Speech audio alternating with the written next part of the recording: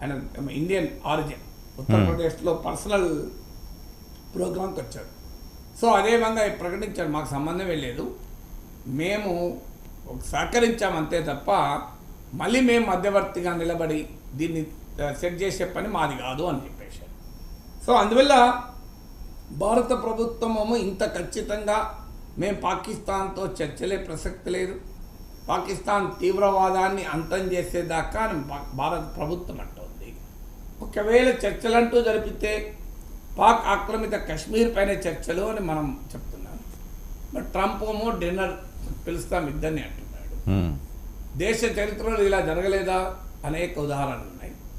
కార్గిల్ యుద్ధాలు చూసాం, ఆగ్రాలో పర్వేజ్ ముషర్రఫ్, అటల్ బిహారీ వాజ్పేయిల కరచాలనము చూశాం, తీవ్రవాద దాడుల్ని చూసాం, నవాజ్ షరీఫ్ ఇంటికెళ్ళి నరేంద్ర మోడీ భోజనం చేసి కూడా చూసాం, నవాజ్ షరీఫ్ తల్లికి పాదాభివందనం చేసి భారతీయ సాంస్కృతిక వారసత్వాన్ని మోడీ నిలిపాడని చెప్పి కీర్తించడము చూశాం, నవాజ్ షరీఫ్ మనమరాలు పెళ్లికి మోడీ గెస్ట్గా వెళ్ళి ఆఫ్ఘనిస్తాన్ నుంచి ఈవెన్ ఇన్ఫర్మేషన్ కూడా ఇవ్వకుండా, ఫ్రెండ్ ఇంటికి వెళ్ళడానికి ఇన్ఫర్మేషన్ ఏంటి అని ఒక మెసేజ్ అట్లా, ఈవెన్ పాకిస్తాన్కు ముందుగా ఇన్ఫర్మేషన్ కూడా వెళ్ళకుండా ప్రైమ్ మినిస్టర్ వెళ్ళాడు. ముందుగా ఇన్ఫర్మేషన్ ఇవ్వకుండా ఎందుకు వెళ్ళాడు అంటే సర్ప్రైజ్ గెస్ట్గా వెళ్ళాడు. సర్ప్రైజ్ గెస్ట్గా ఎందుకు వెళ్తారు అంటే ఒక మెసేజ్, మాకు అంత క్లోజ్ అని. ఎప్పుడు మనం ఎవరింటికి వెళ్తాం సర్ప్రైజ్గా, ఫోన్ కూడా చేయకుండా, అవును మనోడే ఇక చెప్పేది ఏమి ఉన్నదని అని వెళ్తాం. సో అంత క్లోజ్నెస్ ఉన్నది మాకు పాకిస్తాన్తో. మా నవాజ్ షరీఫ్తో నరేంద్ర మోడీ డెమాన్స్ట్రేట్ చేయడానికి కాబూల్ నుంచి సడన్గా రావల్పిండి అనుకుంటాను, అప్పుడు నవాజ్ షరీఫ్ అక్కడ ఉన్నట్టున్నాడు. నవాజ్ షరీఫ్ ఇంటికి వెళ్ళారు, ఇంటికి వెళ్ళి ఇంట్లో భోజనం చేసి మనవరాలు పెళ్ళికి అటెండ్ అయ్యి వచ్చారు. ఇవన్నీ చూసాం కదా. అందువల్ల ఇవన్నీ చూసినోడికి డౌట్ వస్తుంది, మళ్ళీ డిన్నర్ ఏమైనా జరుగుతుందా, ట్రంప్ చెప్పిన ఫోటో కనబడుతుందా, అటువైపు ట్రంప్ ఇటువైపు మోడీ అటువైపు షబాజ్ షరీఫ్ డిన్నర్లో కూర్చుంటారా అని. భారత ప్రజలు ఇప్పుడైతే దీన్ని అంగీకరించే ప్రసక్తే లేదు. ఎందుకంటే ఇంత దాడి జరిగాక పాకిస్తాన్ ఇంత దుర్మార్గంగా వ్యవహరిస్తున్న తర్వాత ఇంకా డిన్నరే. అమ్మ ట్రంప్ ఎందుకు అంటున్నాడు? గత చరిత్ర చూస్తే ఇలాంటి చాలాసార్లు మనం చూసాం, షిమ్లా ఒప్పందాలు చూసాం, కార్గిల్ యుద్ధాలు చూసాం.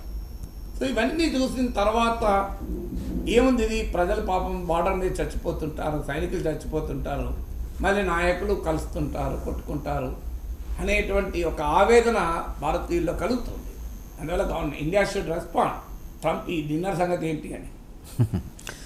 సార్ మరొక అంశం, ఇక యుద్ధం ఆగింది, రాజకీయాలు మొదలైనయా? దేశవ్యాప్తంగా బీజేపీ తిరంగా యాత్రకి శ్రీకారం చుట్టింది. తిరంగ యాత్ర జరపడం తప్పలేదు, కానీ ఆ తిరంగ యాత్ర అఖిలపక్ష తిరంగ యాత్రగా ఉండాలి నిజంగా. ఎందుకంటే యుద్ధ సమయంలో మోడీ ఏం చేశాడు మీరు గమనించండి. యుద్ధ సమయంలో మోడీ 2 సార్లు అఖిలపక్ష మీటింగ్ పెట్టాడు. యుద్ధం అయిపోయింది, ఎన్డీఏ మీటింగ్ ద్వారా. అవును, అంటే యుద్ధం ఆగింది, రాజకీయాలు మొదలయ్యాయి. నిజంగా చెప్పాలంటే ఇవాళ prime minister NDA chief ministers meeting పెట్టారు. ఆ దేశంలో ఉన్న అందరు ముఖ్యమంత్రులు మీటింగ్ పెట్టాల్సిందే. ఎందుకంటే యుద్ధం అయ్యేంత దాకా దేశంలో ఉన్న అన్ని రాజకీయ పార్టీలు శిషబిష లేకుండా రాజకీయాలకు అతీతంగా రాక్ సాలిడ్గా ప్రైమ్ మినిస్టర్ మద్దతు ఇచ్చాయి, ప్రభుత్వానికి మద్దతు ఇచ్చాయి. మీరు ఏ నిర్ణయమైనా తీసుకున్నా మేము సమర్థిస్తాం, పాకిస్తాన్ బుద్ధి చెప్పండి అని అన్నాక prime minister should unite the nation, not the divide the nation.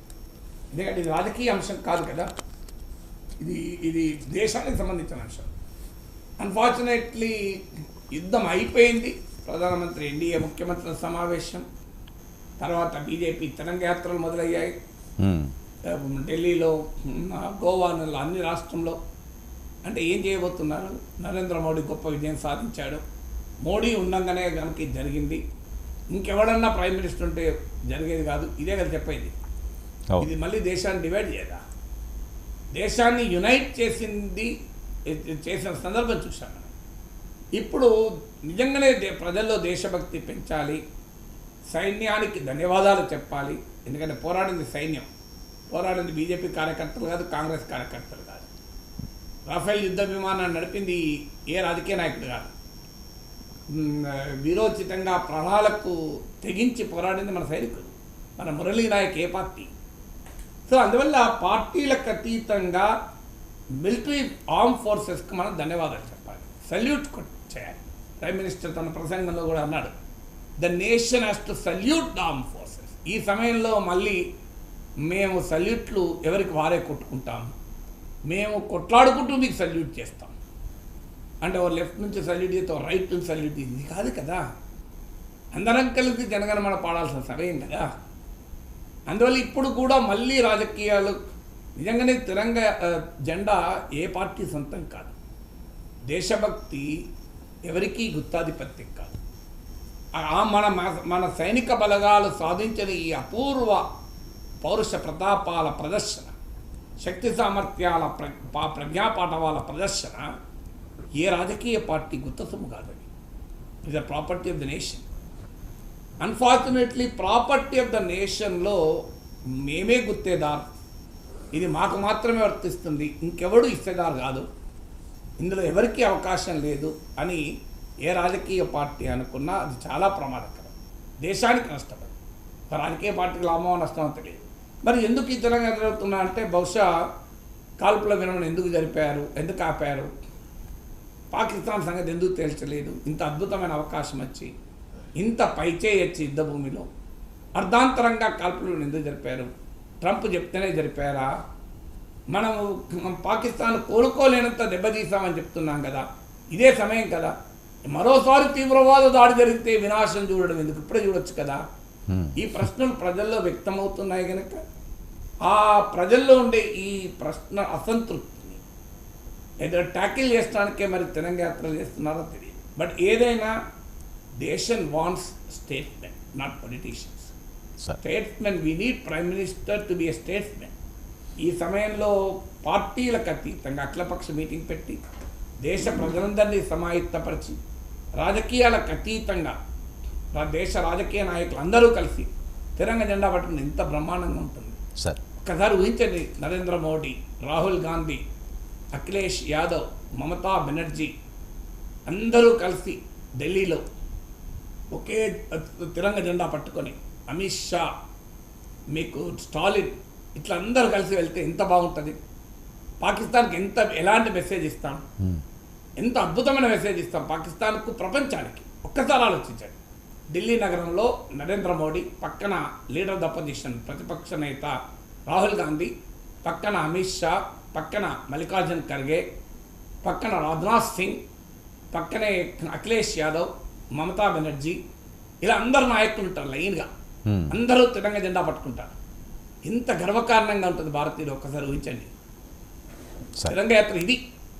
హైదరాబాదులో రేవంత్ రెడ్డి ముఖ్యమంత్రి, ప్రతిపక్ష నేత కేసీఆర్, పక్కనే కిషన్ రెడ్డి, బండి సంజయ్ పక్కనే అసదుద్దీన్ ఓవైసీ, పక్కనే బట్టి విక్రమార్క, ఇలా అన్ని పార్టీల నాయకులు పక్కనుంటే ఎంత ఎఫెక్టివ్ తిరంగ జెండా జరిగిపోతుంటే తెలంగాణ ప్రజల్లో దేశభక్తి ఎంత అద్భుతంగా కలుగుతుంది చూడండి. ఒక్కసారి ఆలోచించండి, ఈ సీన్ ఒక్కసారి ఊహించండి. ఇట్లుంటే భారతీయుడిగా మనకి ఎంత గర్వకారణం. ఈ పాకిస్తాన్లో వెన్నులో వణుకుపుట్టదా, పాకిస్తాన్ చూడండి భారతదేశం ఎంత గొప్పగా ఐక్యంగా ఉంది అని.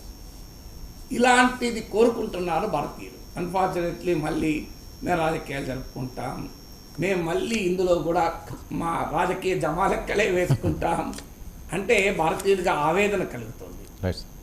తిరంగ జెండా 140 కోట్ల భారతీయుల సమిష్టి వారసత్వం, దాన్ని విభజించకండి అనే కోరుకునేది. గుడ్ మార్నింగ్, వెల్కమ్ టు నమస్తే Nageshwar.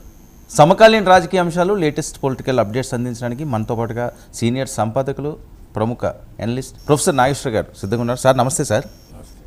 Sir operation Sindoor success అని ఒక రకంగా మాట్లాడే పరిస్థితి, ఆపరేషన్ సింధూర్ తర్వాత జరుగుతున్న పర్యవసానాలు మరొక వార్త వస్తుంది. దీన్ని ఏ రకంగా చూడాలి? సింధూర్